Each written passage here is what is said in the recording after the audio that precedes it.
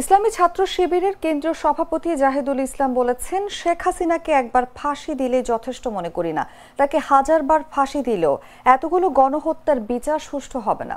সোমবার ভোলা জেলা পরিষদ হলরুমে ছাত্র শিবিরের ভোলা শহর উপশাখা প্রতিনিধি সমাবেশে প্রধান অতিথির বক্তব্যে তিনি কথা বলেন। শিবির সভাপতি বলেন, শেখ হাসিনা গণহত্যা করে ভারতে পালিয়ে আছেন।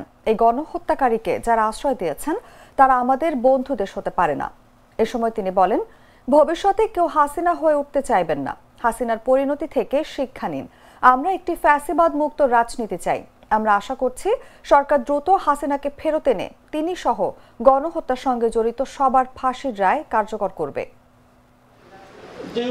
খুনি হাসিনাকে শুধুমাত্র একবার ফাঁসি দিলে যথেষ্ট মনে করি না, বরং তাকে যদি হাজারবার ফাঁসি দেওয়া হয় তারপরেও এই এতগুলো গণহত্যার বিচার সুষ্ঠুভাবে হবে বলে মনে হয়। কিন্তু সে তো পালিয়ে বসে আছে আরেক জায়গায় গিয়ে, এটা সে রাষ্ট্রকে আমরা বলতে চাই, যারা আমাদের দেশের এই গণহত্যাকারী খুনিকে আশ্রয় দেয় তারা কখনো আমাদের বন্ধু হতে পারে না। যারা আমাদের দেশে ফেলানিকে হত্যা করে, কথায় কথায় আমাদের দেশের বর্ডারগুলোতে গুলি চালায়, আমাদের দেশের মানুষকে হত্যা করে, তারা কখনো আমাদের বন্ধু হতে পারে না। তাদেরকে আমরা স্পষ্ট বলবো, প্রতিবেশীর সাথে প্রতিবেশীর আচরণ করবেন, প্রভুত্ব এবং দাদাগিরির আচরণ করতে আসবেন না।